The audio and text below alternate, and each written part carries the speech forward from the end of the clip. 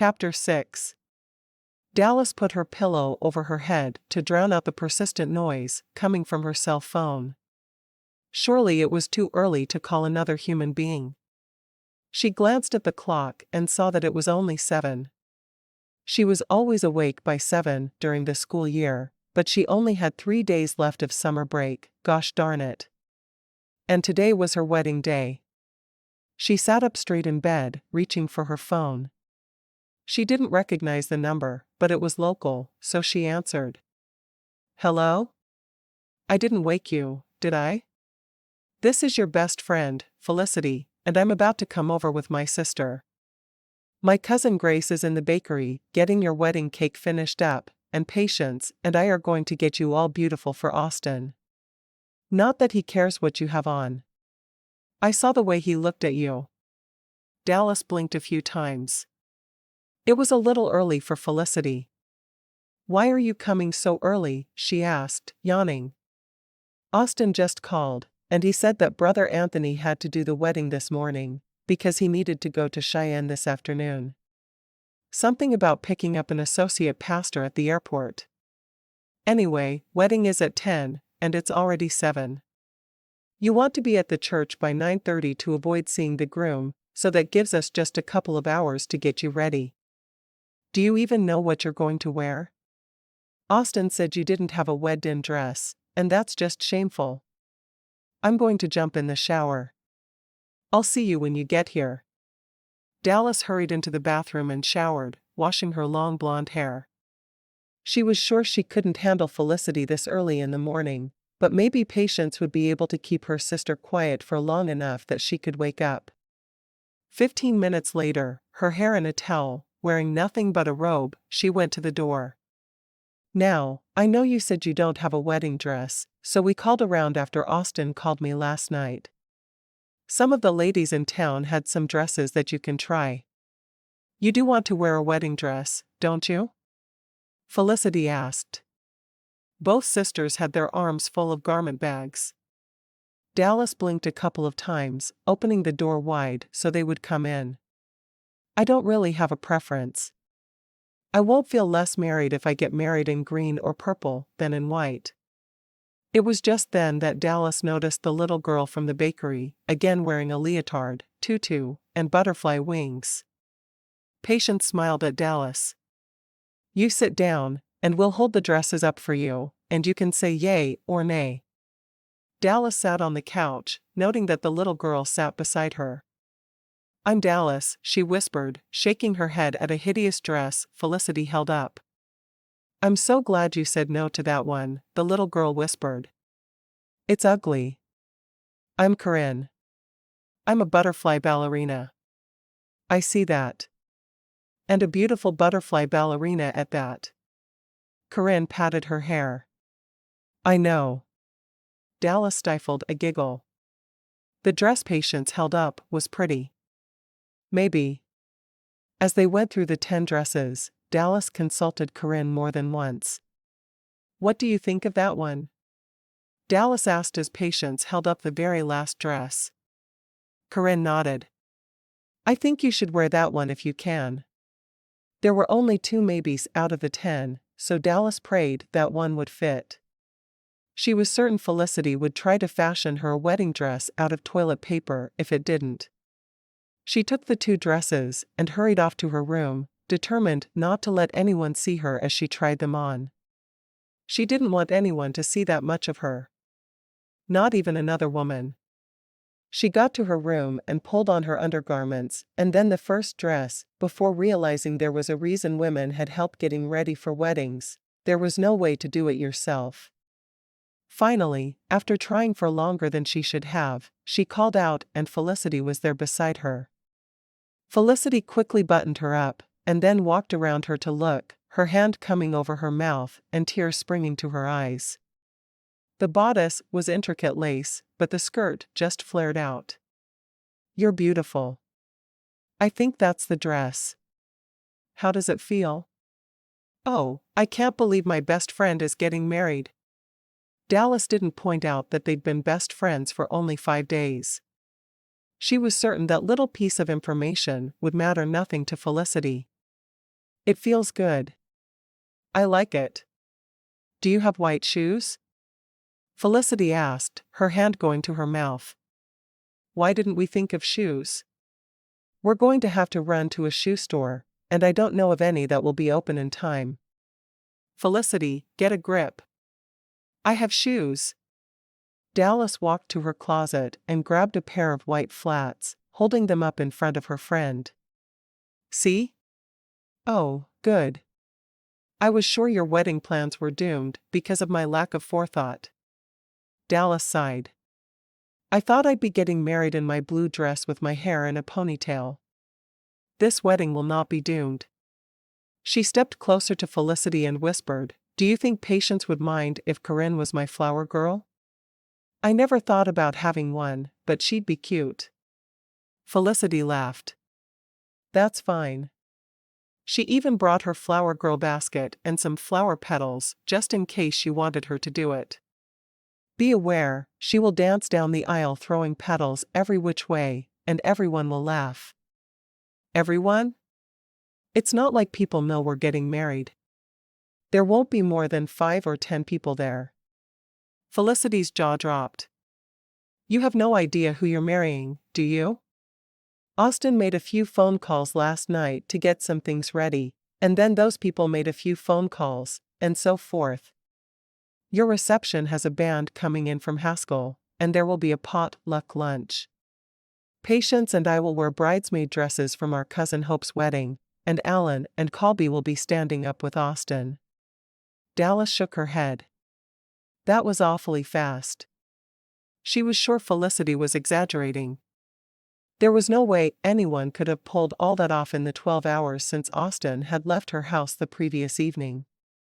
Yeah, but that's how we do things in Culpepper now.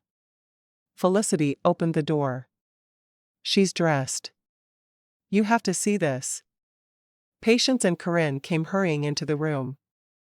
I told you that one was perfect. Corinne said, twirling a bit.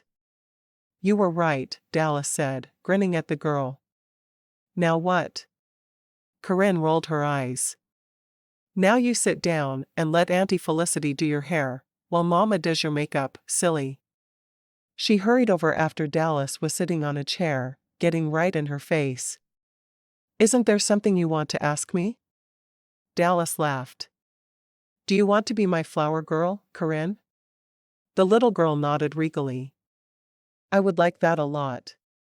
She looked at her mother. I told you we'd need my flower girl basket. What would we have done if you'd made me leave it at home? Patience patted Corinne on the head. Of course, you were right, Corinne. Butterfly ballerinas are known for always being right. Patience pulled out a big box of makeup. Your eyes are a gorgeous shade of blue. I'm impressed that Austin found a ring to match them. Dallas looked down at the ring, a smile touching her lips. Until you said that, I didn't realize he had. An hour later, Dallas's hair was piled atop her head, a veil affixed to it. Her makeup was perfect, and her shoes were on her feet. Corinne studied her critically. I think we're ready. Mama and Auntie Felicity will just have to get dressed at the church. It's time to move. Felicity shook her head at the little girl. She's seen some fast weddings, and she's learned to be bossy. She looked at Dallas. I'll drive you to town in your car, because you'll need it after the wedding, and everyone knows you can't drive a car in a wedding dress. Dallas looked at the girl, trying her best to understand but failing miserably. Why can't you drive a car in a wedding dress? I don't know. But everyone knows you can't. She held her hand out for the keys, and after a moment, Dallas gave them to her. Dallas quickly threw some things into an overnight bag, and they all rushed out to the 2 cars that were waiting. Patience drove Corinne, and Felicity drove Dallas. Thank you for hurrying over to help me get ready. I didn't even know the wedding was going to be so early.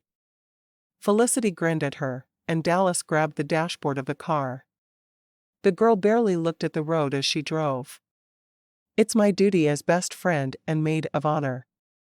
Dallas closed her eyes as another car came toward them on the highway, and Felicity went a little bit off the road to avoid it.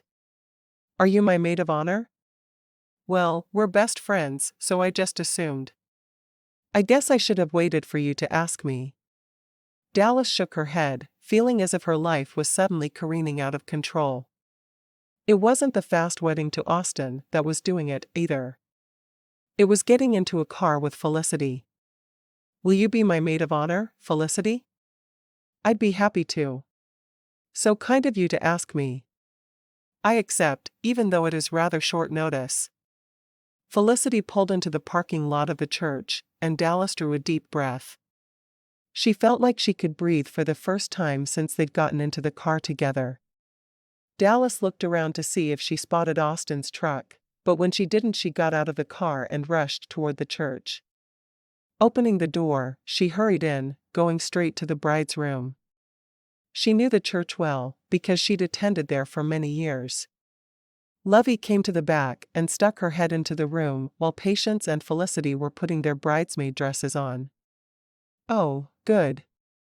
You're here. I'll make sure Austin stays out of the way." She stepped all the way into the room and stopped in front of Dallas. "I'm sorry about your father." Dallas nodded, knowing it was expected. "Thank you. I'm also very glad you're home, and I know you are going to make a wonderful wife to Austin. That boy has loved you for a very long time. Am I the only person in the whole world who didn't know he was in love with me?" Dallas asked, her voice almost a wail. She felt like she'd been in the dark for a whole lot of years. "Probably," Lovey said with a pat on her arm. "We're glad to have you back in Culpepper where you belong." She slipped out of the room and left Dallas shaking her head. Feeling a tug on the wedding gown, Dallas looked down at Corinne. "Yes? You were told that I'm not going to walk down the aisle, right? Because I think it's important that you know that." Dallas grinned, sitting down in a chair so she would be eye level with the girl. "What will you do instead?" "I need to dance down the aisle. And don't worry, I don't have to throw my petals out, because they fly out of my basket as I twirl. I've done this enough that I don't need any instruction. I have my own method, and I'm very good at it." Dallas laughed. "I'm sure you are. I'm glad to have someone so experienced as part of my wedding party. You really did get lucky." Corinne wandered off to look at the petals in her basket. Felicity grinned, putting her hand on Dallas's shoulder. "We're all ready. Wedding should start in about 5 minutes." Dallas went to the door and put her ear to it. She could hear people moving around, but there seemed to be way too many for a small wedding.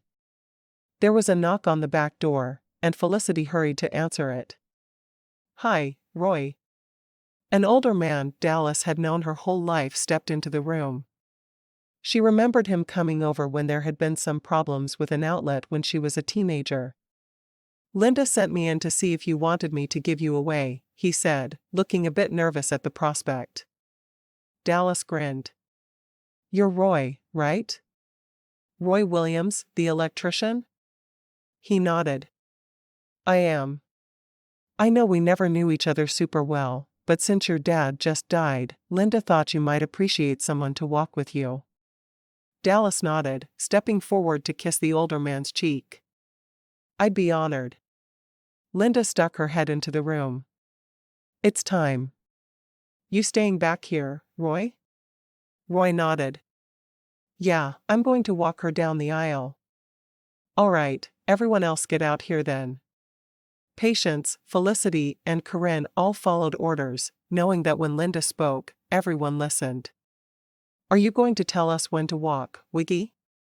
Corinne asked excitedly. She'd taken to calling Linda by her favored grandma name shortly after Patience and Ryan had married. Linda nodded, patting the girl on the head. "Go ahead, Patience." Dallas stood in the back, taking deep breaths. "I can't believe how nervous I am." Roy laughed softly. "You're supposed to be nervous when you get married. Just don't go running out the back of the church, because I'd feel the need to chase you, and I don't want to think about how Austin would react to that." Dallas laughed. I'll do my very best. Linda waved her hand at them to start walking, and Dallas clung to the arm of the man beside her. He wasn't her father, who would have berated her the whole while, but instead he was a man she had good memories of from her childhood. Together, they slowly walked to the front of the church, her eyes locking with Austin's almost immediately. She was vaguely aware that every pew in the church was full, and there were people standing at the back. She couldn't believe Austin had pulled off a Monday morning wedding with that many people on less than 24 hours' notice. She didn't recognize everyone, but there were a lot of people she knew from school. Teachers, other students, and even the principal, who she would soon be working for. It seemed like barely a moment and forever all at once until she reached the front and her hand was placed in Austin's. Brother Anthony smiled at her, and then began speaking. "Dearly beloved, we're once again gathered here for a ridiculously rushed wedding. These two fine young people have known each other for over 20 years, but they still had to plan a whole wedding in less than 24 hours. I would sure like to know what's wrong with the fine people of Culpepper, Wyoming, that they all feel the need to drop whatever they're doing and get married at a moment's notice. Am I the only person who thinks this is a strange new custom everyone in town seems to have banded together to start? Well, let me tell you something." Lovey shook her head, clearing her throat. "Save it for a sermon, Tony. Back to the wedding." Dallas bit her lip, sneaking a glance at Austin, who looked equally amused. She focused all her attention on Brother Anthony, hoping he'd get on with the ceremony. Brother Anthony muttered under his breath for a moment again, and then continued. "As I was saying, we're gathered here today to join this man and this woman in holy matrimony. Austin? You've loved this girl since you were a boy. I remember you coming to me one Sunday after church and asking me if it was legal for you to marry Dallas and live with her under the monkey bars at the school, because you didn't have a job and had no way to support her." He shook his head. "Do you remember coming to me about that?" Austin grinned. "I sure do. I knew even way back then I wanted her as my wife." "That's sure a long time for you to wait on a woman.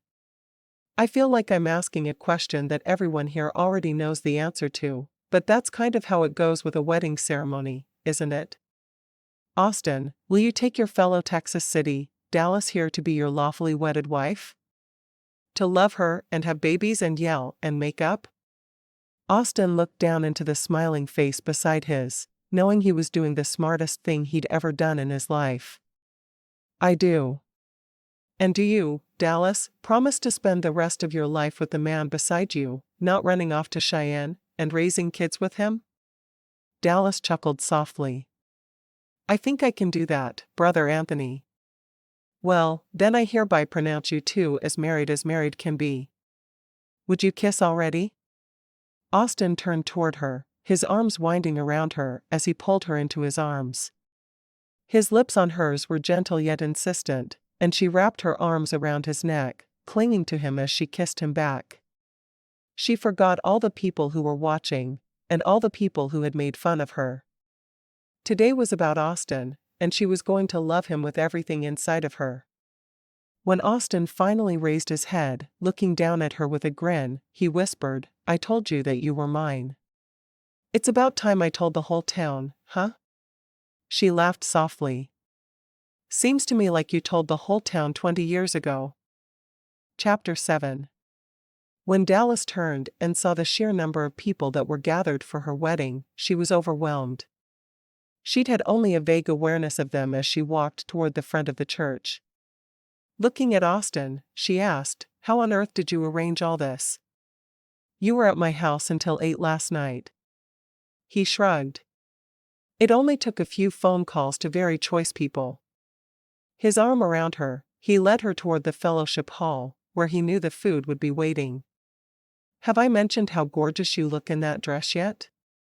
I've never seen anything that took my breath away like you did walking down the aisle on Roy's arm." "Did you ask him to offer to give me away?" she asked, still stunned the older man had done it. He shook his head adamantly. "Nope. I heard Linda asked him, but I had nothing to do with it. Did you ask Felicity to be my matron of honor? She asked. He laughed, shaking his head again. Nope. I did call and ask Alan to be my best man, and she took it from there. The girl is special. She is that. And I can't believe I had a flower girl. It never would have even occurred to me to ask anyone, and there they were, offering their services. She dashed away a tear. It was a perfect wedding, and I'd been expecting a quiet ceremony with just 2 or 3 people. All I did was get the Quinlans and Culpeppers involved. He stepped into the fellowship hall, and she looked around her, completely floored by the food there. The wedding cake had a place of honor on a table by itself, and there were women standing everywhere, ready to help serve. This is the Culpepper I know and love, he said softly. I want you to love it here as much as I do. People swarmed them, telling them how happy they were for them. Dallas was hugged over and over, sometimes by people she knew, sometimes by new people who told her their names mid-hug. One girl she knew she'd remember was Joy Culpepper, who was getting thick around the middle. I'm Joy, she said, hugging Dallas tightly. I'm Colby's wife. So good to meet you. If I adopt Felicity's phrase, you're now my friend-in-law.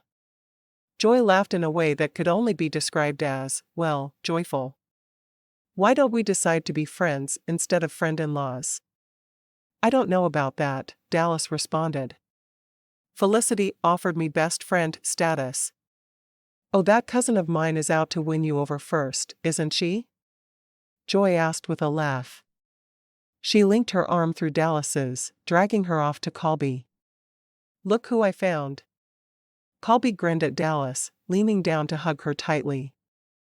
I'm glad you came back. I haven't seen Austin as happy as he was today since the day he caught you on the playground and kissed you. Hey now.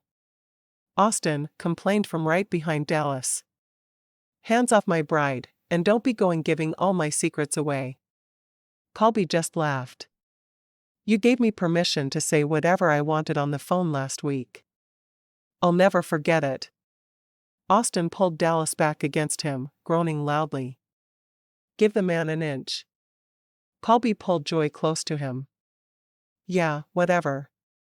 I see the look in your eye. I'm really happy for both of you. Because I'll never have to try to explain math problems to my kids? Austin asked. There is that. I was thinking more because you two are going to be happy with each other.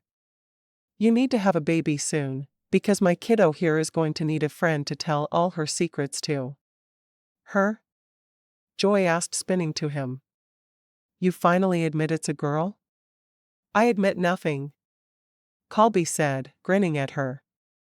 I just know it's a child and will need a secret keeper. Alan walked over then, grabbing Dallas from Austin and scooping her up in his arms in a huge bear hug. How've you been? It was then that Dallas realized Austin's 2 closest friends hadn't been friends with her just for his sake. They were genuinely her friends too, and the knowledge brought tears to her eyes. I'm okay. Sorry about your dad. Dallas nodded. Thanks. It's good to have you back, though. This louse has been mooning around about you for 11 years. Do you have any idea how many times I told him he should just take off and go to Cheyenne and drag you back here? He wouldn't listen. Dallas shrugged, grinning at Austin. Not sure if I was ready to be dragged back. Everything in its own time, right? I guess. But all that moping around about you got old really fast. Dallas laughed. It couldn't have been that bad. Alan looked at Colby, who nodded emphatically. It was bad. I thought we were going to have an intervention. Someone to go kidnap you and bring you home. His eyes laughed at Austin. You can tell her the rest of my plan later when there aren't so many people listening.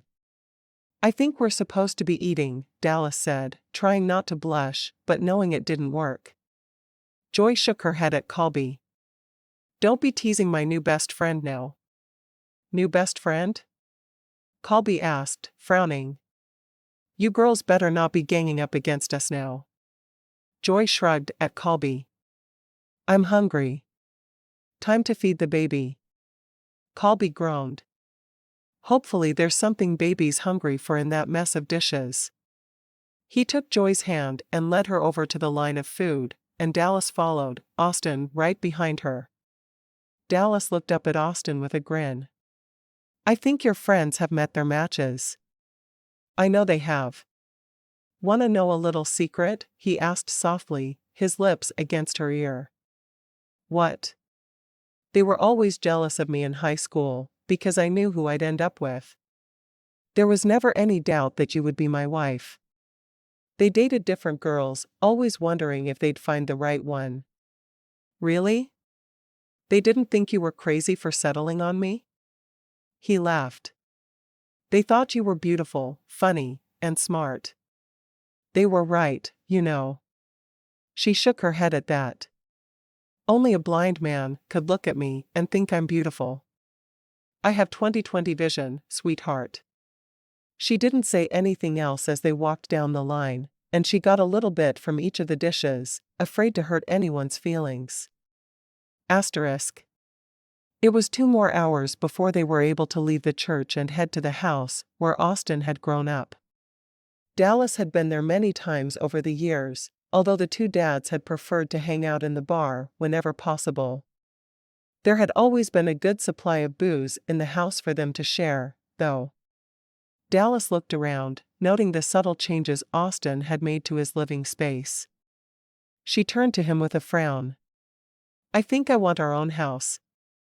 A house that has no bad memories of either of our dads. Austin nodded, shrugging. I don't mind that at all. We can sell both of our houses and find a place that's perfect for us. I don't want you haunted by memories all your life. She took the 2 steps that separated them and wrapped her arms around him. Thank you for being so wonderful to me. I wonder every day why you put up with me. He shook his head.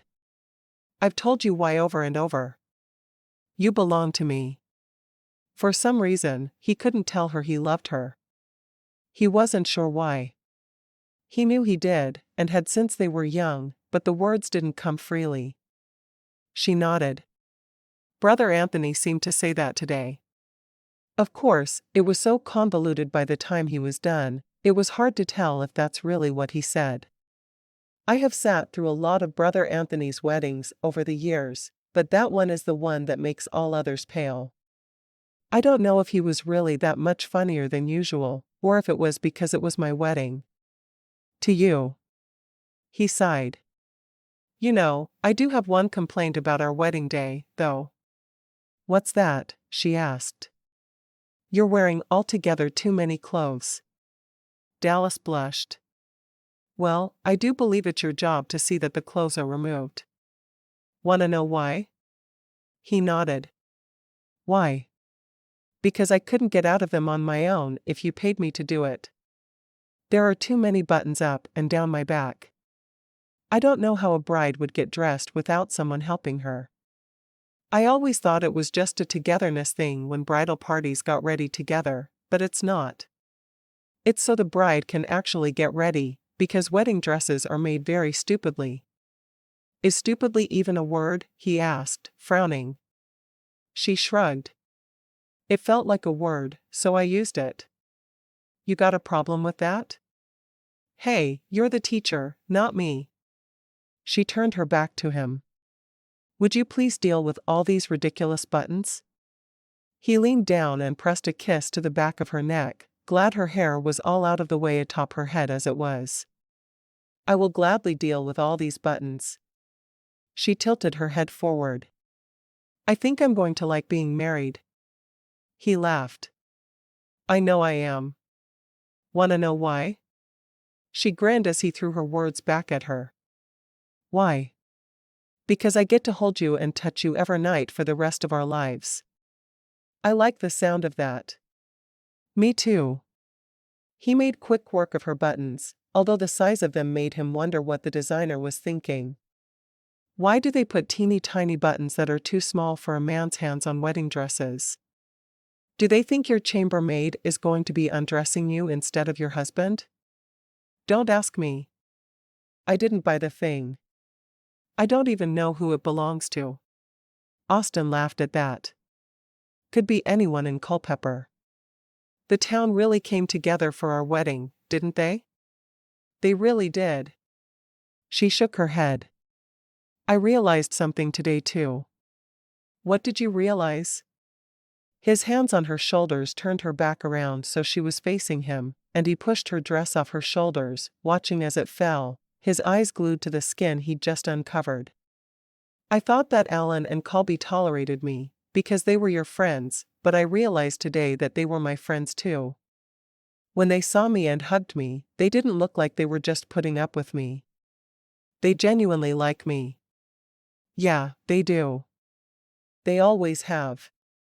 When we played together at recess when we were little, they weren't doing it just because I wanted to play with you. It was because we were all friends. Things got weird in junior high because you were a girl, and we were boys, but we all always considered you one of our friends. He frowned. Let me amend that. They considered you a friend, and I considered you a future wife. She laughed, shaking her head. It's still hard for me to believe you had feelings for all this time. You heard Brother Anthony, and you know as well as I do he was speaking off the cuff. If I'd tried to get him to say something like that, he'd have messed it up so badly it wouldn't have been comprehensible. She grinned. That's true. She looked down, noticing the wedding dress had pulled around her waist, and she was standing in front of him in her full slip, bra, and panties. And shoes. She kicked her shoes off to get them out of her way. She wanted nothing to keep her night with Austin from being magical. Have I mentioned how much I love your body? He asked, leaning down and brushing his lips across hers as his fingers stroked her bare shoulders. She shook her head. Not enough for me to believe you. He groaned. So you think I've been lusting after your brain all these years and your body had nothing to do with it? You've been lusting after me? Does Brother Anthony know this? He shook his head. No, but I have a feeling God does, and he hasn't struck me by lightning yet. Lust is a sin. Lusting after my neighbor's wife is a sin. Lusting after my wife is smart and fun. He took her hand in his and pulled her toward his bedroom and the king-sized bed there. Come along with me, my pretty, he said in his best Wicked Witch voice. She shook her head. I don't think you're supposed to try to imitate a woman's voice on your wedding night. He shrugged, looking at the window that had the blinds drawn. Probably not, but it's still daylight, so technically, it's our wedding afternoon. Oh, well, I've always been taught that I shouldn't be with a man until my wedding night. I guess we'll just have to wait.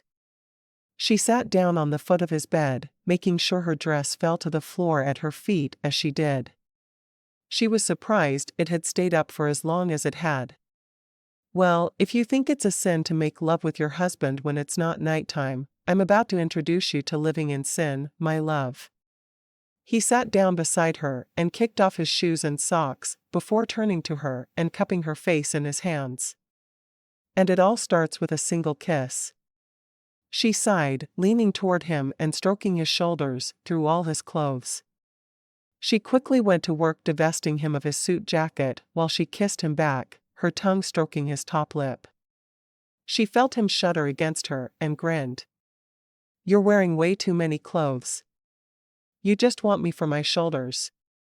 Oh, I'm not sure that's completely true. There are other parts of you I'm very interested in exploring. Is that right? Would you care to share which ones? She laughed. Nope. I wouldn't. She threw his tie to the floor and unbuttoned his shirt, pulling it out of his slacks. Her hand stroked over his bare chest, her teeth scraping against where his neck connected to his shoulder. I do like touching you. He grinned. I sure hope so, because I plan on there being a whole lot of touching going on between us in the 3 million years of marriage we have before us. 3 million, huh? You expect to be that old? He shrugged. I just refuse to let you go, so we'll both have to live that long to be together. You're just a little bit crazy, Austin James. And you're not, Dallas James? She smiled at the sound of her new name. Dallas James. I like that. Me too. He pushed the strap of her full slip off her shoulder and pressed his lips to the skin he bared. His hand stroking the slip down until it pooled around her waist. She reached behind her and unfastened her bra, wishing she'd taken the time to shop for some pretty little bras instead of wearing the boring white she had always had. She'd never understood the joy of bra and matching panty sets until that moment when she realized she didn't want him seeing her underwear. She wanted to laugh at herself, but she was too busy kissing her husband to bother. Austin pushed her bra off for her, pulling her against him and loving the feel of her bare breasts against his chest. I could just sit like this for hours, enjoying how you feel against me. She leaned back and raised an eyebrow at him. Really? Hours? He chuckled. Okay, probably not hours, but definitely 15 seconds or so. I'm ready to get to the good stuff. She shook her head at him. From what I can tell, it's all the good stuff. He got down on the floor at her feet, pulling her slip down over her hips and tugging her panties off, throwing them both on the floor. Dallas couldn't look at him as she sat there, naked in front of him, for the first time. What if he was disgusted by what he saw? She would be heartbroken. You're even more beautiful than I imagined. Dallas stole a glance at him, and he was staring at her with awe. There was no doubt in her mind that he meant exactly what he said. He thought she was beautiful.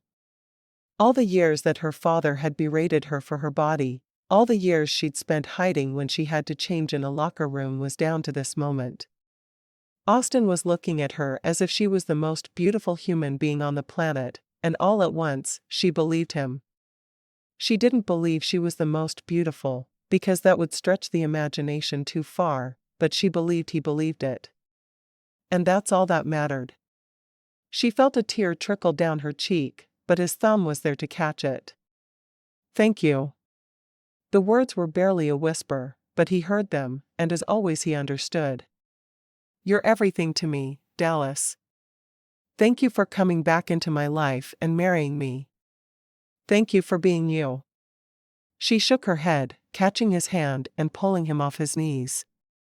When he stood before her, she unfastened his pants and pushed them to the floor. Make love with me, Austin. Like you need to ask me that, he said, lying down beside her on the bed, his hand stroking down her body. Tell me if I do anything you don't like. She laughed. With you? I'll like everything. She stroked his shoulders, his chest, and as he stroked her, she felt her body react to him. She wanted this man in a way she'd never wanted another. She wanted him to join his body to hers and never part from her again. His hand went between her thighs and stroked her for a moment, before he knelt between them. He felt like he was rushing things too quickly, but her eyes were glazed, and she was very obviously as carried away by their passion as he was. Dallas stared up at him, feeling no nervousness or fear as she expected, just overwhelming passion. Her hands went to his chest, and she stroked it as he entered her body. His hands stroked her breasts, and he leaned over to kiss her, even as his body began to dance with hers. A short time later, Austin collapsed beside her, pulling her close against him, her head on his shoulder. Now you know what it's like to live in sin, he said when he finally caught his breath. Live in sin? She asked, confused. We're married. Yeah, but we made love before our wedding night. It's still light out. She rested the back of her wrist against her forehead dramatically. I feel like such a trollop. Oh, woe is me. What have I done? Other than made your new husband the happiest man on earth? I have no idea. His hand stroked her shoulder, smoothing her hair away from her face. He didn't remember either of them taking it down, but it was now released from its captivity and spilling over both of them. She pressed a kiss to his shoulder. You know, for a little while there, I saw myself through your eyes and almost believed I really was beautiful. Hopefully you'll learn to do that for longer and longer periods until you realize that it's your vision that's skewed, not mine. For now, he'd just be pleased that he'd gotten her father's voice out of his head for long enough that she believed it a little bit. She sighed, her hand exploring his ribs and abdomen. Have I mentioned how much I love touching you? We get to sleep late tomorrow, right? He nodded. Yeah, but I do have to work tomorrow evening. It's Tuesday, she said softly. Was it only a week ago that I promised you every Tuesday night? I think it was. You go back to school on Wednesday, right? She nodded. Students have a couple of weeks yet, but I go back tomorrow. I get to set up my classroom and get ready for the school year. It's going to be strange. Being back at Culpepper High?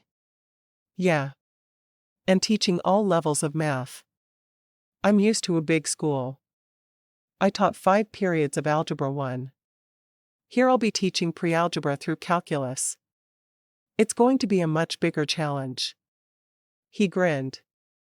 That's the first time I've heard you mention teaching at Culpepper High in anything that sounded remotely like you're glad you're doing it. She smiled, rubbing her cheek against the smooth skin of his shoulder. Maybe I'm starting to see Culpepper through your eyes a little more too. I hope so. Chapter 8. The next day was Dallas's last day before she had to start working. She was ready to see her classroom and suddenly excited about getting to work. There was something about Austin that made her see things in a more positive light. A couple of hours before he had to leave for work, he took her hand. We need to go for a walk. A walk? She shrugged. Okay, let's go for a walk. She put her socks and sneakers on, already wearing shorts and a t-shirt. It was one of those too hot summer days in her mind. Even there in the mountains, she was scalding. Once she was ready, he took her by the hand and walked in a seemingly aimless direction. Where are we going? He shrugged. Just walking. He had something in mind, but he wanted her to be surprised. Finally, he walked onto the schoolyard, and she laughed. I'm not going to live under the monkey bars with you. I'm not crazy, and according to Colby, you couldn't catch a fish to save your life. I don't still want to do that.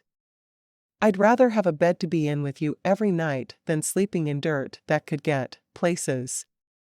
Austin led her toward the monkey bars anyway, kneeling down beside one of the posts. Look here. Dallas knelt beside him, looking at the very bottom of the post to see what he was pointing at, before she burst out laughing. Austin plus Dallas. When did you do this? He shrugged. Probably late 90s? I've looked for it a few times, and I always kind of expected the school would buff it out, but it's still there. She laughed, turning to him. I love it. Thank you for showing me this. He grinned.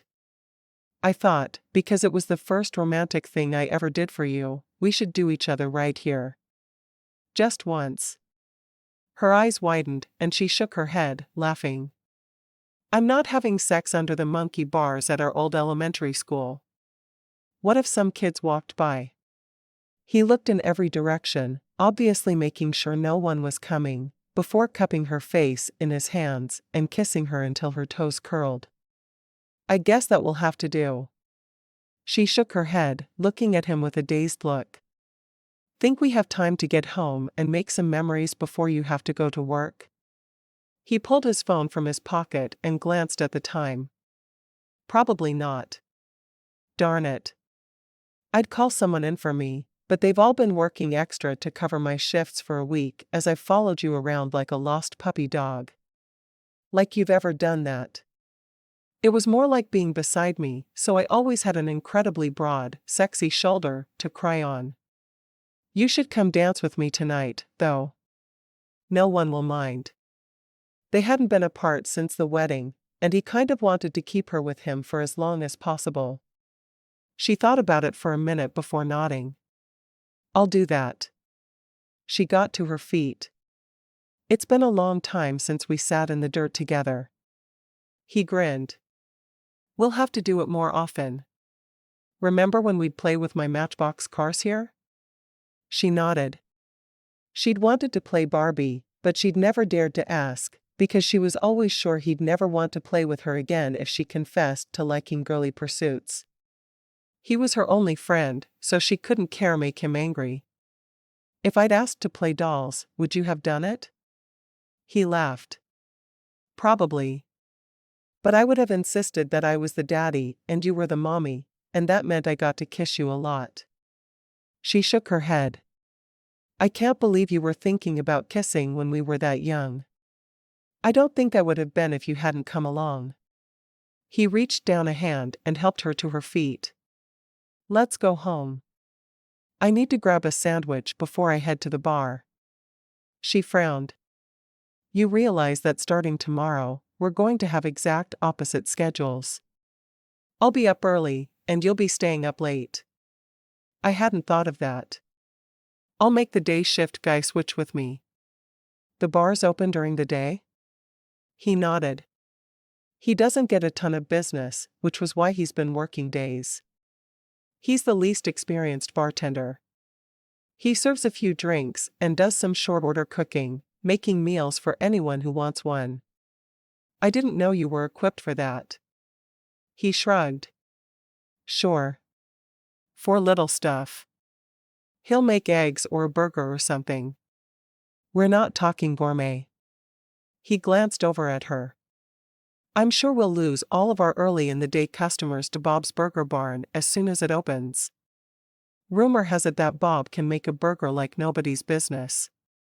"Are you worried about that?" "Nah. So much more profit in alcohol than food. It's just a place where some of the older men in town like to hang out at lunchtime, so I keep it open for them. They don't like how busy the diner gets." When they reached the house, he opened the door. "Do you make yourself something to eat at the bar at night?" He shrugged. "Every once in a while, if I'm hungry. Mostly, I just eat before I go." He walked into the kitchen. "You sit, and I'll make us some sandwiches." Dallas watched him move around the kitchen, liking what she saw a great deal. You know what it does to a woman to see her man in the kitchen? Even if he is wearing a shirt. "Are you asking me to take my shirt off while I make sandwiches?" He looked at her like she'd lost her mind. "Well, if it's too much trouble," she shrugged, trying to give him an innocent look. He laughed, peeling his shirt off over his head. "I have a feeling I'm going to like being married to you." "I hope so. Apparently it's a dream that's over 20 years old. I'd better make it worth having." He shook his head as he finished the sandwiches. "I'm sure that life will never again be boring." Asterisk. Dallas sneaked out of bed while Austin was still sleeping the next morning, slipping into the shower and getting dressed. She was glad jeans and shorts were fine until the students arrived, because she had a lot of planning to do, and she was going to work more easily if she was comfortable.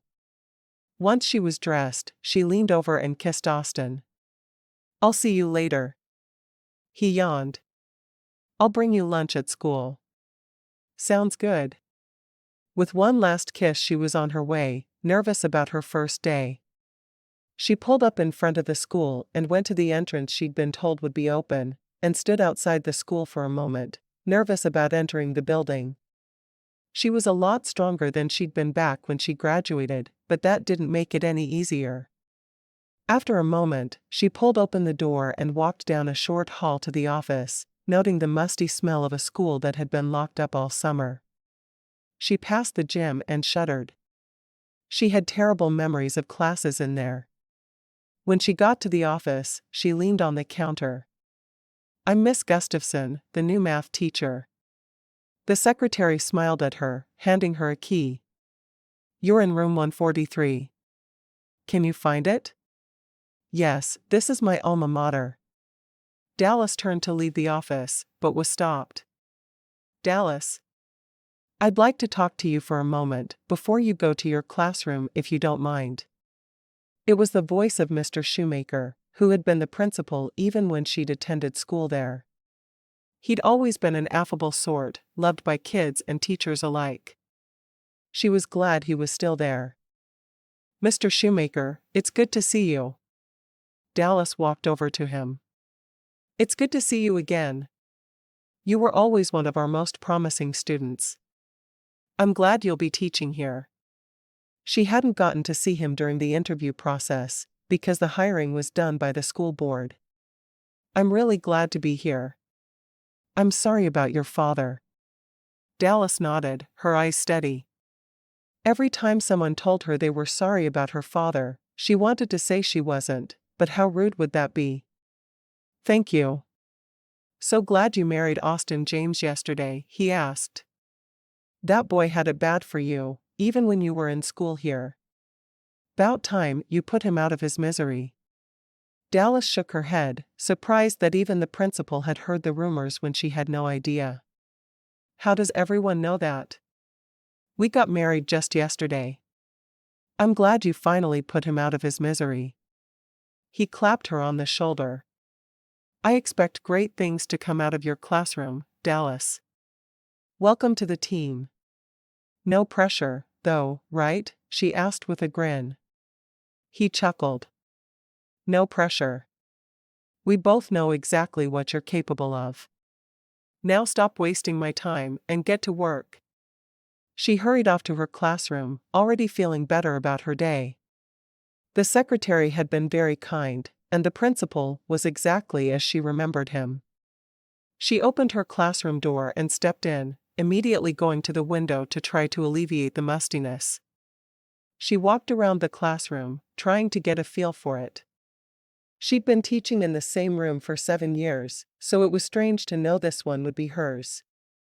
She straightened the chairs into rows, before going to sit at her desk, looking at the huge pile of books. Always before she'd been able to plan one lesson plan for all 6 classes. That wouldn't be possible this year. She counted the books, thinking of each class as she did. Pre-algebra, algebra, geometry, algebra 2, trigonometry, and calculus. It was the same number of classes she was used to teaching, but it would be so much more work. Dallas breathed deeply and picked up the hardest book first.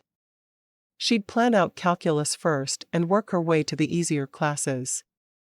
Right at that moment, she wasn't certain 2 weeks would be enough time to plan as she would have liked.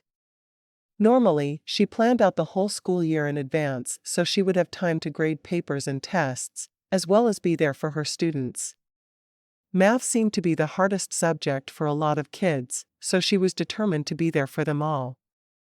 She pulled out one of the planning sheets she'd brought with her and got to work. All through the morning, teachers were sticking their heads into her classroom. She recognized most of them as teachers who had once taught her. Mrs. Lane for English stopped by first. Dallas, I'd heard you'd be teaching math this year. She came into the room and hugged Dallas, who rose to her feet. I'm still disappointed you didn't become a writer, you know. You had a gift with words that put some of our greatest writers to shame. Dallas smiled. Thank you, but I didn't love writing the way I love math. I think I made the right choice. Yes, but I wanted you to make the right choice. Mrs. Lane's word emphasis made Dallas laugh. Maybe I'll start writing during the summer breaks, Dallas said with a grin. If you decide to, let me know. I'd love to read it. The older woman hurried off to her own work and Dallas stared at the door she'd left open behind her, smiling.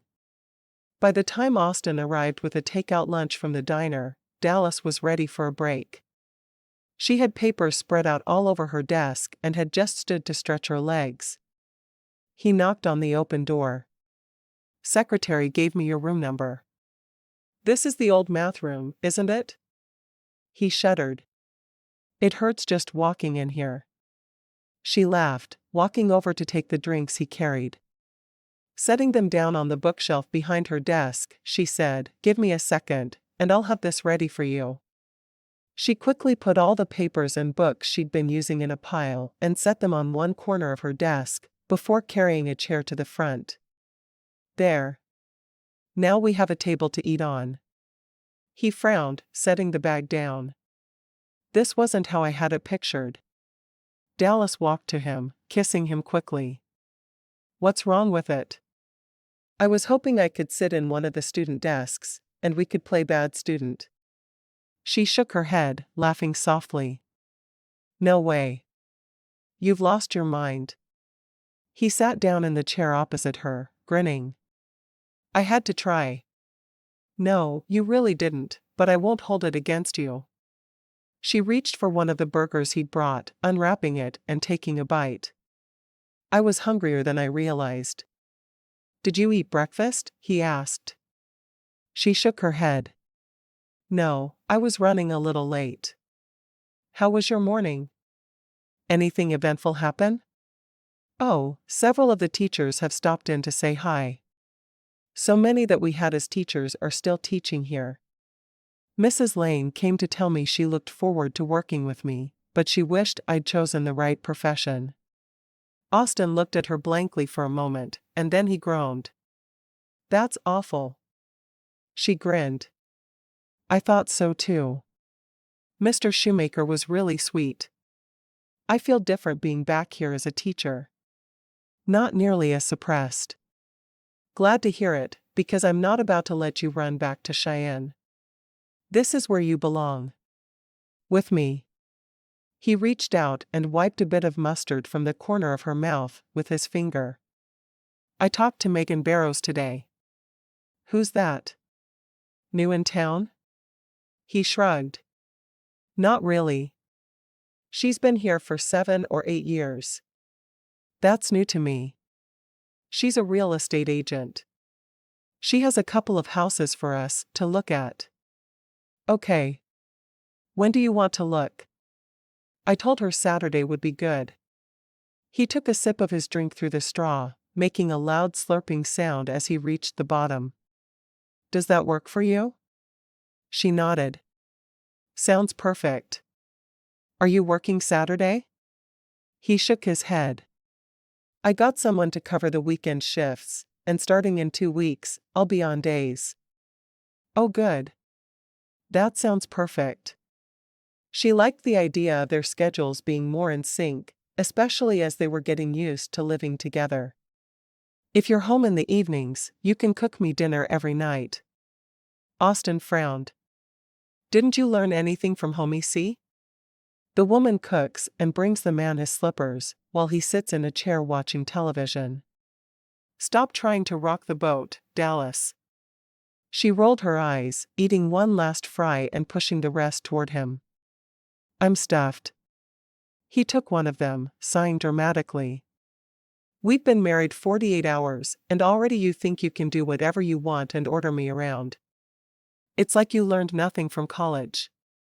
Dallas looked away, suddenly feeling horrible about herself. She stood and walked over to the window, looking out onto the school lawn. "What did I say?" "Whatever it is, I'm sorry." She turned to him. "Remember the morning you came over to my house and you could hear my dad yelling?" "Yeah. The day he died. The day he'd had to do his best not to kill him. What you didn't hear was him yelling at me that college had taken all my brain cells and turned them into fat. Even saying the F word to quote her dad made her feel like she was cussing. She knew it wasn't a bad word, but it felt like one with as many times as it had been screamed at her in anger. You know I'd never say anything like that to you, right?" He stood up and walked over to her, pulling her into his arms. "I worry your dad messed with your head too much. I mean, we're all a little scarred from childhood, but I think you might need to talk to a counselor or something. You get this look that tells me I've said something a little too close to something your dad said, and I know I've messed up again." She shook her head. "I talked to a counselor when I was in college, and it helped a lot. I guess I could try it again." Maybe the new pastor Brother Anthony picked up will be doing some counseling through the church. I can't imagine anyone going to Brother Anthony for counseling. She grinned. They'd leave more messed up than they went in. I'll look into it.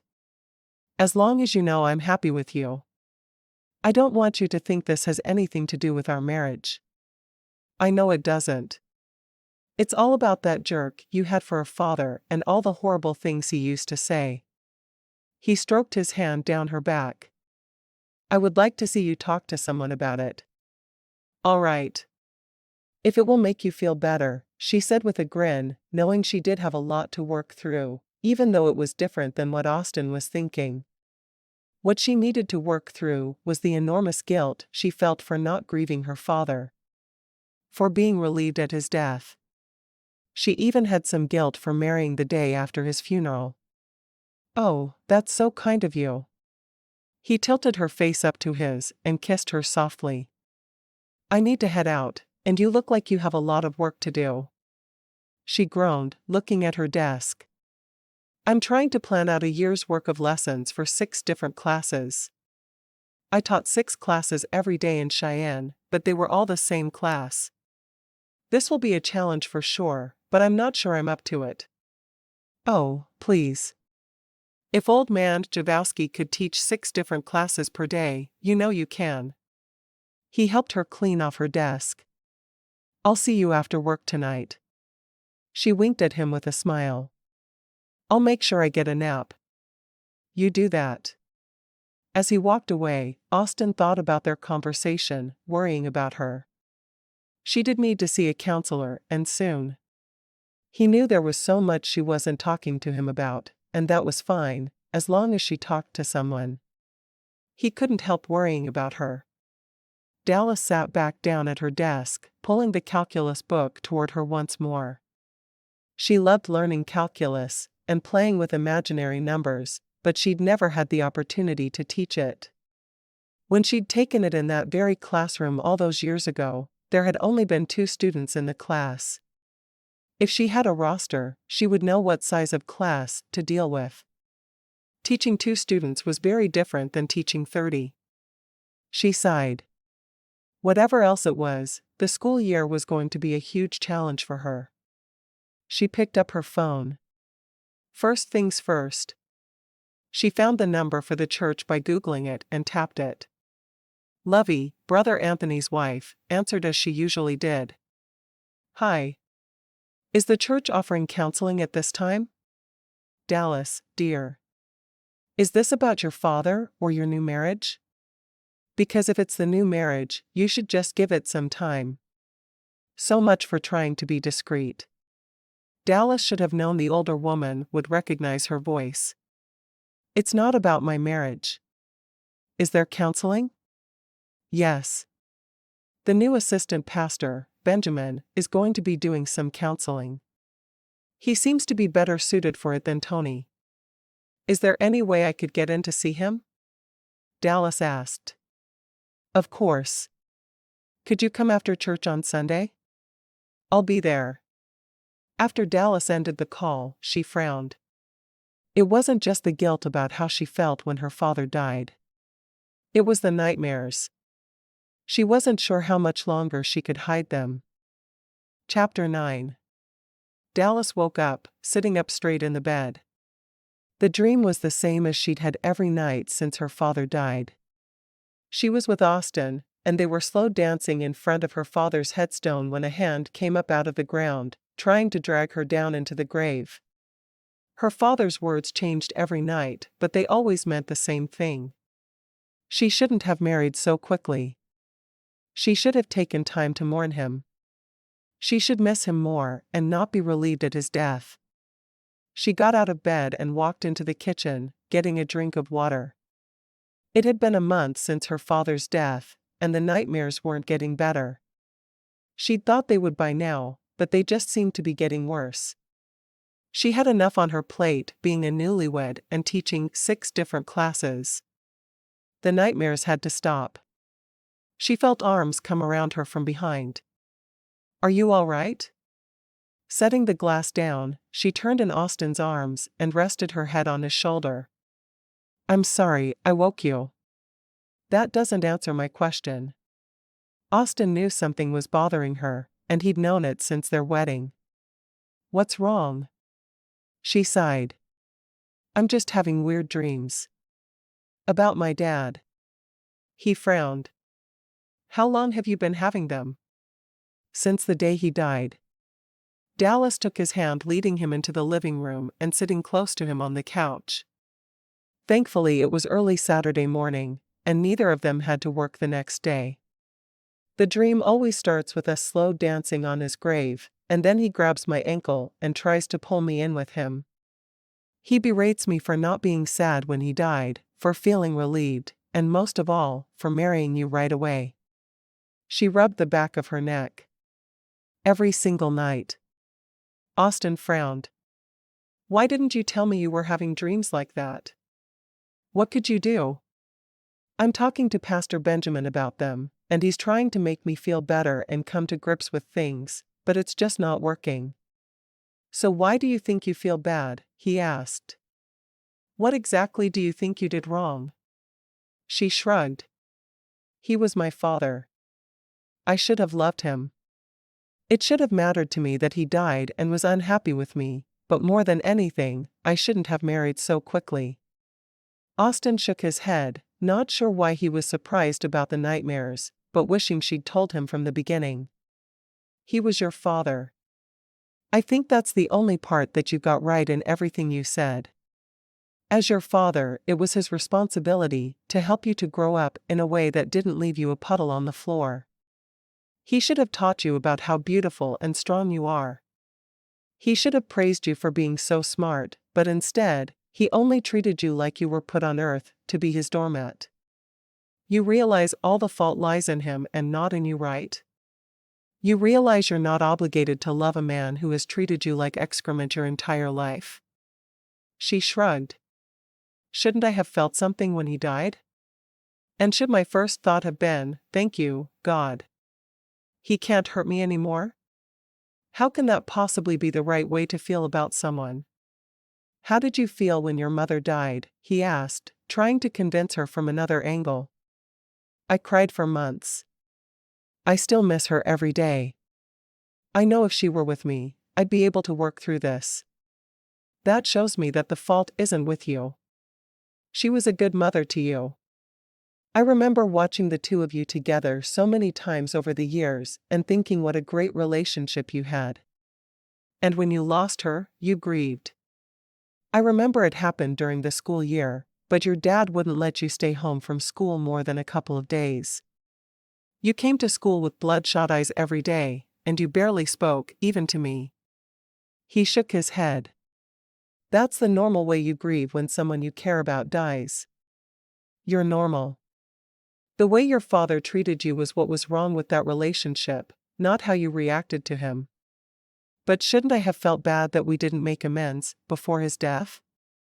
What about that letter Marcus gave you? What did he say? She shrugged. I didn't read it. I'm not sure if I ever will. I thought about burning it, because it would be cathartic, but I might regret it in a year or two. Then have you thought about what you think you have to make amends for? He asked. He was dying, so you gave up your entire life to come here and take care of him. He couldn't have asked for more. He couldn't have asked for loyalty and respect? Those were two things I could have given freely, and I chose not to. And why did you choose not to? Austin gripped her hands tightly in his, hoping she would understand what he was trying to tell her. Because he was mean and cruel.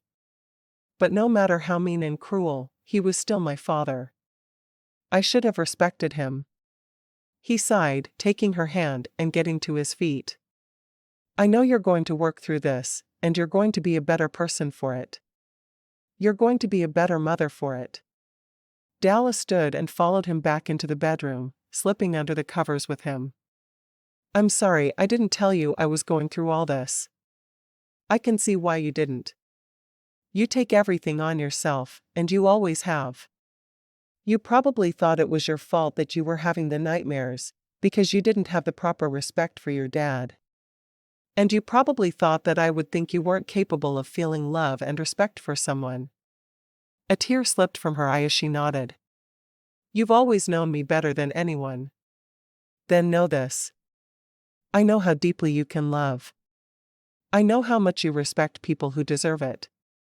You are so much more in my eyes than you could ever be in yours. I hope you know how special you really are someday. I know I'll tell you every single day until you start to believe it." She sighed, snuggling closer to him. "You're pretty darn awesome, you know." He kissed her forehead. "I'm just the man who knows you better than you know yourself." As her eyes drifted closed again, she hoped it was true. She wanted to be the woman he saw, because that woman was pretty incredible. Asterisk. It was a Monday in early October when Dallas got to school much earlier than usual. She had some papers to grade that she hadn't gotten to over the weekend. She'd given a midterm exam in every class on Friday, and she'd made the mistake of putting off grading them until Sunday night. Instead, Felicity had found out she was pregnant, and it seemed all of Culpepper was celebrating at her house with her, and she'd insisted her best friend did not need to be grading midterms, she needed to be there, excited for her. As much as Dallas loved having fun with her friends that evening, she'd been happy to get home. And she'd been much too tired to stay awake grading calculus tests. As she passed the classroom of the science teacher, a man who had just started there when she was a senior, she heard yelling, "I don't know what your problem is. I've worked with you every day for over a month and you still don't have them memorized. How can you be my child and be that stupid? It's a good thing you're pretty, because you're never going to get anywhere with your mind. Get out of my sight. I don't even want to look at you." Dallas closed her eyes, her breathing coming too quickly. She felt as if she'd been transported back in time. The words were different, but the meaning was clear. "You're not good enough to be my child. You don't deserve me for a father." A pretty young girl in a cheerleading uniform left the classroom, her head down, her shoulders shaking with tears. Dallas stood still for a moment, sure she hadn't been spotted. She waited as the girl slipped into the bathroom, and then she followed her, determined to keep the girl from hating herself, because Dallas knew exactly what happened when you were yelled at that way.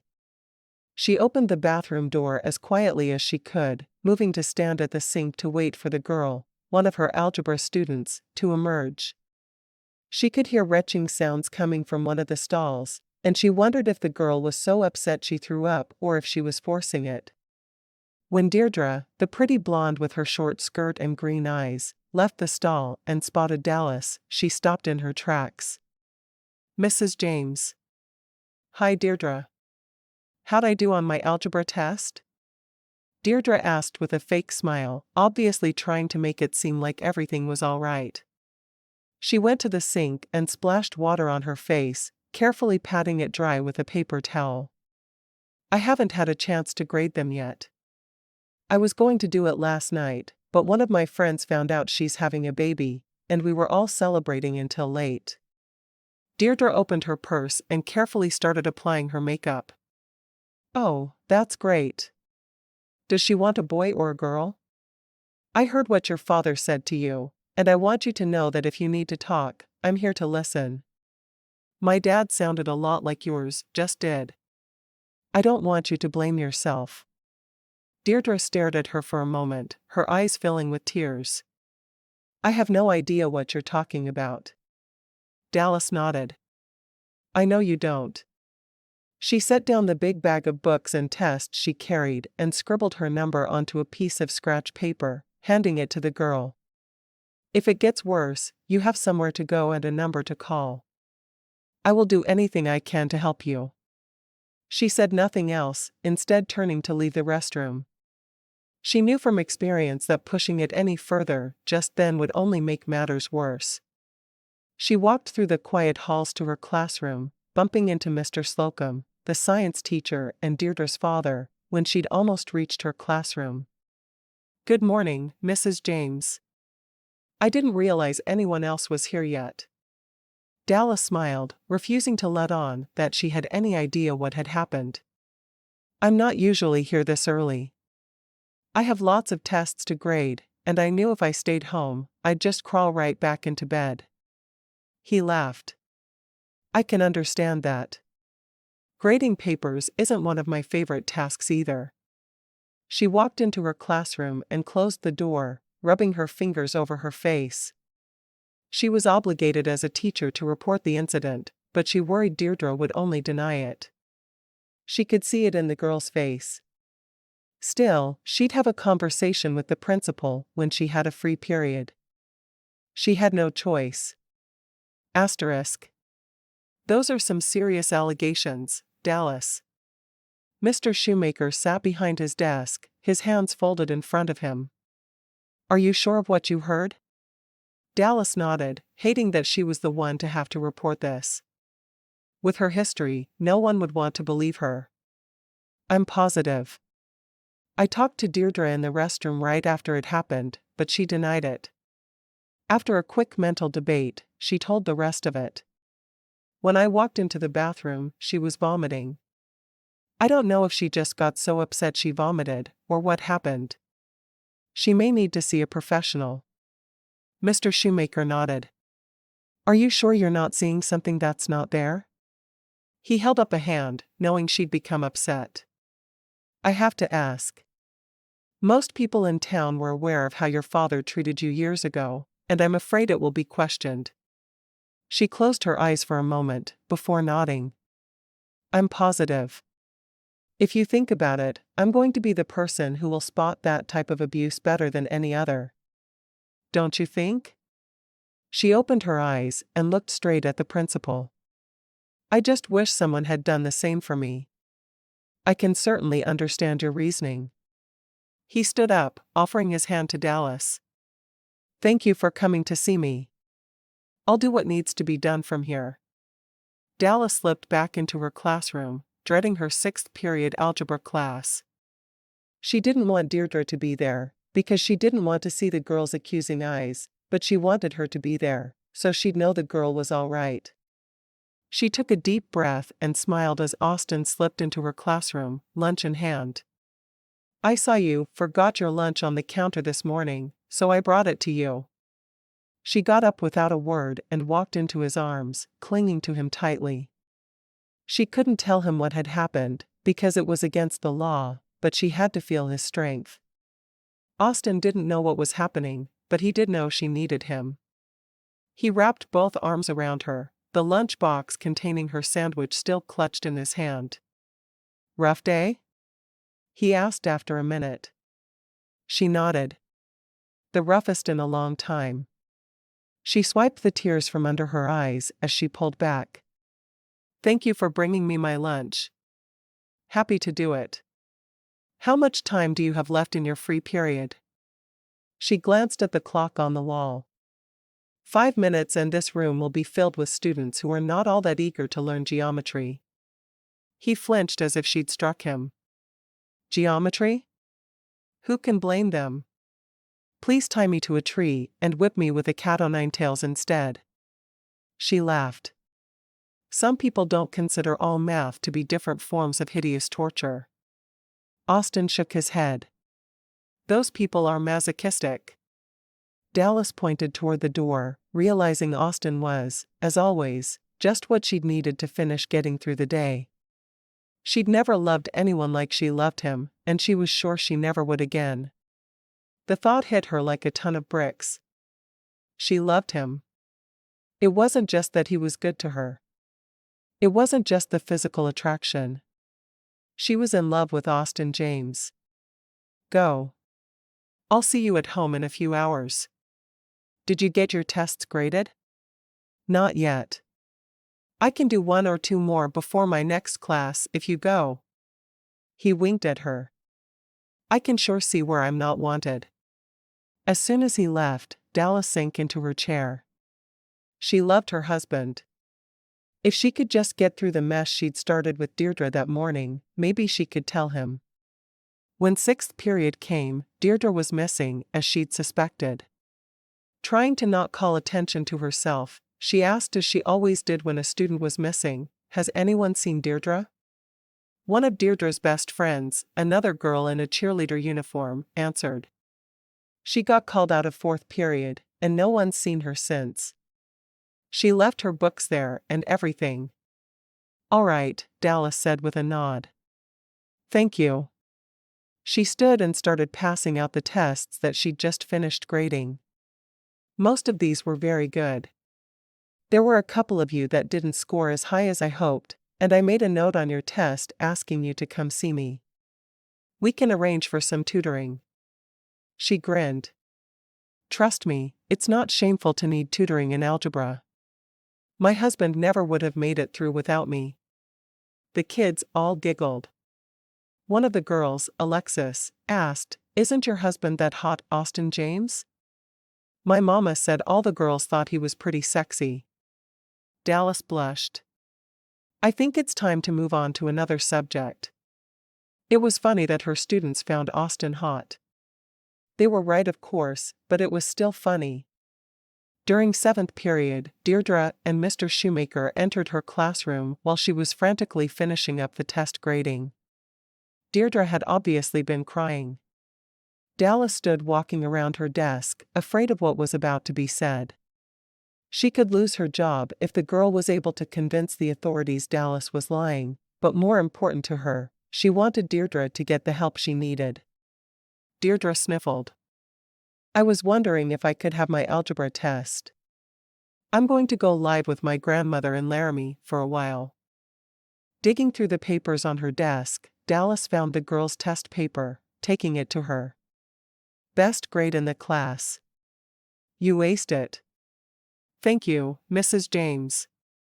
For some reason, algebra just feels really easy to me.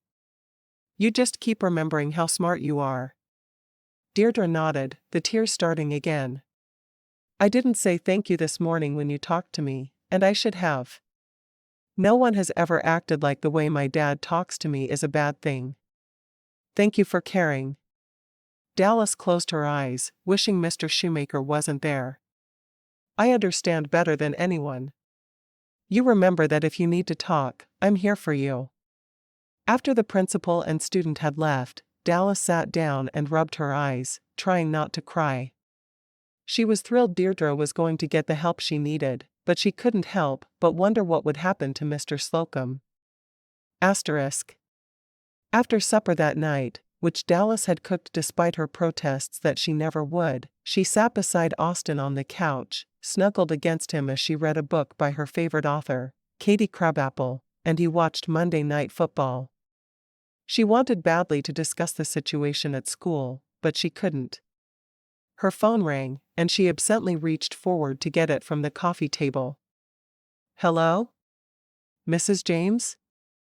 A teenage girl was on the other end, and Dallas immediately knew it was Deirdre. Yes? I want you to know that I wasn't throwing up on purpose today. Mr. Shoemaker asked, but that's not what happened. When my dad yells a lot, and I get really upset, I throw up sometimes. Dallas nodded, moving a little away from Austin so he wouldn't hear as well. I can understand that. I threw up when my dad got really bad too. I appreciate you going to Mr. Shoemaker about me. I don't know what's going to happen now, but my grandma says she'll make sure everything is better. Dallas could hear the girl crying. I hate that I have to leave all my friends. I do too. I wish it didn't have to be that way, but I do think you're in a better place now. I think you're safe. There was some sniffling. Don't let everyone forget about me. Your true friends will never forget you. I was gone for 11 years, and my friends didn't forget me. At her words, she reached out for Austin's hand, and he squeezed hers. I promise. Okay. Thank you, Mrs. James. The call ended abruptly, and Dallas looked down at the phone in her hand. Austin looked at her. I think everyone in town knows about Mr. Slocum being suspended today, and about Deirdre leaving to live with her grandmother. That was her, wasn't it? Dallas shook her head in disbelief. How do things get around town so quickly? He shrugged. It's a small town and people care about each other. That's just how it goes. When a teacher was suspended in Cheyenne, no one ever knew where they truly went, whether it was a leave of absence or a real suspension. Not even the other teachers. Here something happens at school and the whole town is talking. I know it's strange. Was that Deirdre on the phone? Dallas nodded. There seemed to be no point in hiding anything any longer. Her dad's been yelling at her like that for several years. Austin said the words casually, as if it was a well-known fact. You knew? He shrugged. The whole town knew. I don't think anyone knew what to do. I went to the principal when I heard it, and made a formal report. Dallas shook her head. I couldn't stand by and let another girl be abused the same way I was. He slipped his arm around her shoulders. I think you did the right thing. For her, and for you. For me? She asked, surprised. I think you're going to find that helping someone out of that situation helps you. He took the remote and shut the TV off. Now, let's go make some new memories. He pulled her to him, kissing her sweetly. You're pretty special, you know. Keep telling me that, will you? I think I'm getting closer to believing it. Chapter 10. By Friday afternoon, Dallas knew Austin was right. Reporting Deirdre's situation had helped her come to grips with her feelings of guilt. She'd only had one nightmare all week, which was nothing short of miraculous. She felt as if a huge weight had been lifted off her shoulders. She knew that she would think nothing less of Deirdre for being relieved if her father died, so why did she have such feelings of guilt for the same thing?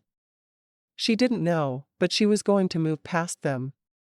Her feelings shouldn't be keeping Austin from being happy, not when he'd been so wonderful to her. They looked at 2 more houses on Friday evening, not yet seeing one they were interested in. Megan finally turned to Dallas when they finished. Why not build? Everything you see has something you don't like. You have the finances to build what you want, ensuring it's exactly what you're looking for. They'd looked at everything available for miles around, and Dallas couldn't find anything she liked. The idea hadn't occurred to Dallas, and she looked at Austin, who nodded, a smile on his face. I think we're looking for land now. Megan grinned. I know of some land that I think will be perfect. Just 2 acres, so not a ton to maintain or mow, and there's a little stream that cuts through it. Dallas nodded. I'd love to look at that. She glanced at her phone. It's getting late though. Maybe tomorrow? Megan nodded. That sounds good. I'm hoping to get to Bob's Burger Barn during the grand opening, but other than that my day is free. Could we go around 9 maybe? Austin smiled. Perfect. And burgers after will be my treat, because I've heard that Bob's burgers are incomparable. Who said that? Dallas asked. Bob. Austin winked. I ran into him yesterday, and he's bouncing off the walls about opening this place. Seems he's been wanting to open a burger joint for years. I'm all about a good burger, Megan agreed. All right. I'll pick you up at your house at 9, we'll see the property, and then we'll head to Bob's. I heard he has some big celebrity coming into town to help him open it. Who? Austin hadn't heard that, but he was interested in seeing who would come to Culpepper to endorse a burger restaurant. He won't say. Megan said, clearly annoyed. Well, we'll find out tomorrow. Austin reached out to shake her hand. We'll see you in the morning. I'll be there, and I'm holding you to the lunch offer. I'm going to figure out what that burger barn is all about. Megan strode off toward her car. Austin took Dallas's hand and led her to his truck. I'm glad we brought separate cars, because I want to take my best girl out tonight. He'd planned all week to take her to Laramie to dance. They hadn't had a night where they were just out to have fun in, ever. Oh really? When will she get here? Dallas teased, her eyes full of laughter. Don't get snippy with me, Dallas James. You know there has been no girl in my heart since the 90s, and that's saying a lot. Once they were in the truck, he headed toward Laramie. I'm taking you to the place I'd planned to take you on our first Tuesday date. She rested her head against the back of the seat, looking over at him. Really? It seems like so long ago, but such a short time too. She watched him drive, thankful he'd finally broken through her wall, and she'd married him, glad he was watching the road, because she knew the look on her face was sappy. He glanced over at her, seeing her staring. What? I just like looking at you. One of my students told me you're hot. Oh yeah? Did you tell them I'm a one-woman man? He grinned, imagining how hard it had been to respond to that during class. Nope. I just changed the subject very quickly. She stroked the hand resting on the seat between them. I'm glad we're married, you know. He grinned. So am I. I don't know how I survived all those years without you. You lived. You grew. You made a life for yourself that would welcome me when I was ready to join it. She sighed. I love you, you know. Austin sat silently for a moment before steering the truck onto the shoulder of the road and turning to look at her. Did you just say what I think you said? He'd been waiting for those words from her for over 20 years, and she'd finally said them. She nodded, taking a deep breath. I love you, Austin. I loved you when we were in junior high, and I pretended I didn't know you. I loved you in high school when you asked me to the homecoming dance, and I refused to go. I loved you when I left town to go to school. But now I love you more than I ever dreamed I could love anyone. I love you so much it hurts. Thank you for putting up with me and my insecurities. Thank you for marrying me and making me feel like I'm important to someone. He unbuckled his seat belt and moved across the seat toward her, gathering her in his arms and holding her close, raining kisses down over her face. Do you have any idea how long I've been waiting for you to say those words? She grinned, reaching up and pulling him down for a real kiss. As long as I've been waiting to hear them from you, she asked, knowing without a doubt that he felt the same way. I'm still waiting, by the way. He chuckled. I love you, Dallas. I've never stopped, and I never will. Austin sighed, shaking his head. And now we have to put off our trip to Laramie yet again. She blinked at him, trying to understand. We do? Why? Because I have to take you home and make love to you, of course. It's part of the being in love law. It is it? She asked, definitely liking the idea of a night at home more than a night dancing in Laramie. Yup. When your wife of 2 months finally tells you she loves you, it's your sacred duty to take her home and make love to her until neither of you even has the energy to smile anymore. She laughed. I see. Is this sacred law written anywhere? Or is it just something that men know about? I think it's something imprinted on men's brains from birth. He kissed her once more, lingeringly. Are you sure? She nodded. I've been sure for a while. I was afraid to say anything, because I wasn't sure I was good enough to love you. You are. You are perfect in my eyes. Except for this propensity you have for clothing. Do you think I could talk you into being naked around the house all the time? Dallas laughed, shaking her head. Winter's coming, and we live in Wyoming. It's a little too cold to run around nude all the time. Wimp. He slid back across the seat and made a quick U-turn on the road, heading back to Culpepper. Epilogue. It seemed that all of Culpepper had come out for the grand opening of Bob's Burger Barn. Austin realized it may not be the place anyone else in the world would go to celebrate making an offer on land where he planned to build his wife's dream house, but he didn't care. It suited him and Dallas just fine. They'd also received an offer on Gustafson's property just the night before, so it was a double celebration. They'd be rid of her dad's property and the memories that went with it, and they'd have their own place to create good memories together. He led Dallas and Megan to the only open booth and slid in beside his wife, his fingers twining with hers under the table. Bob Bickle, the proprietor himself, came to the table to get their drink orders. "We hear there's a celebrity coming to help you open the place," Austin said. "Who is it?" Bob shook his head. "Not saying, but he should be here in about 10 minutes. "Is it Jesse or Valerie Savoy?" Dallas asked, knowing they were the local celebrities since they'd moved into town. "It's not them, and I'm not telling." "What do you want to drink?" Bob asked, his notepad at the ready. Megan frowned at him. "Come on. We won't tell anyone." "Nope. No one knows." "Drinks?" Dallas shrugged at Austin. "Do you have the makings for a Shirley Temple?" She could see several of her students were there, helping out with the grand opening. If nothing else, all the new businesses Sly was bringing into town were going to help the teenagers be able to be more self-sufficient. "Yup. Cherry Cokes and Cherry Sprites are specialties of mine." Bob made a quick note of her drink preference. "I'll have the same," Austin said, obviously a bit perturbed he couldn't get the celebrity's name out of Bob.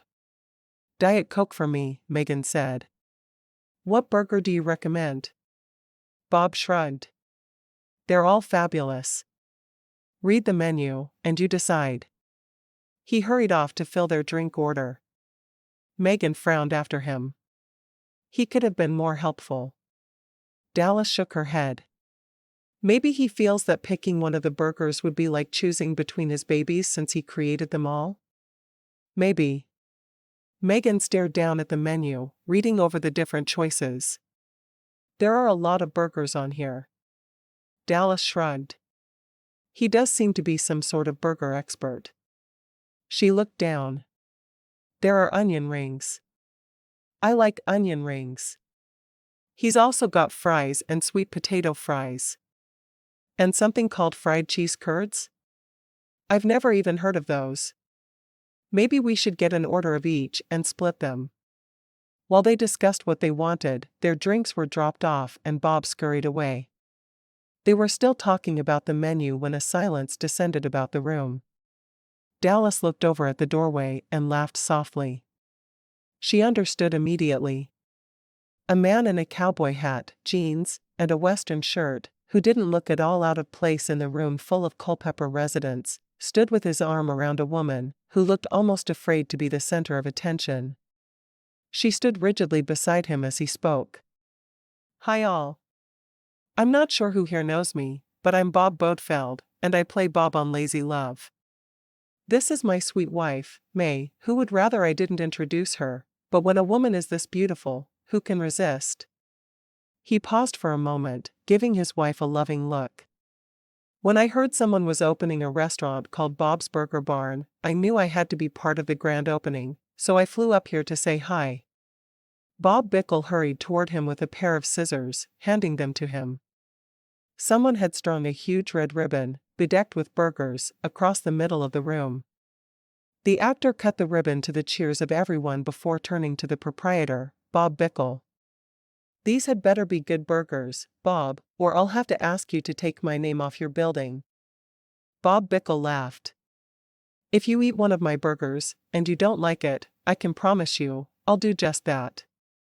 He led the couple to a booth that had ribbons roping it off from the others, and pulled the ribbons out of the way. "You just tell me what you want, and you and your wife eat on the house." Bob Bodefeld grinned. "That's a good thing, because we've got a hungry baby growing, and I just bought myself a ranch here in Culpepper." "You're moving here?" the proprietor asked them. Bob Bodefeld nodded. "We're buying the old Gustafson place. It'll be like Jesse and Valerie. We'll be here between taping and between seasons." He looked at his wife and winked. "May here will probably write about all of you. She seems to do that. She'll travel back and forth with me most of the time, because she loves me too much to be away from me for more than an hour or two." May blushed, remaining quiet. "Welcome to Culpepper," Bob Bickle said as he hurried off to take more orders and get people settled in. As Austin watched the scene, he grinned. Bob and May seemed like good, down-to-earth type people.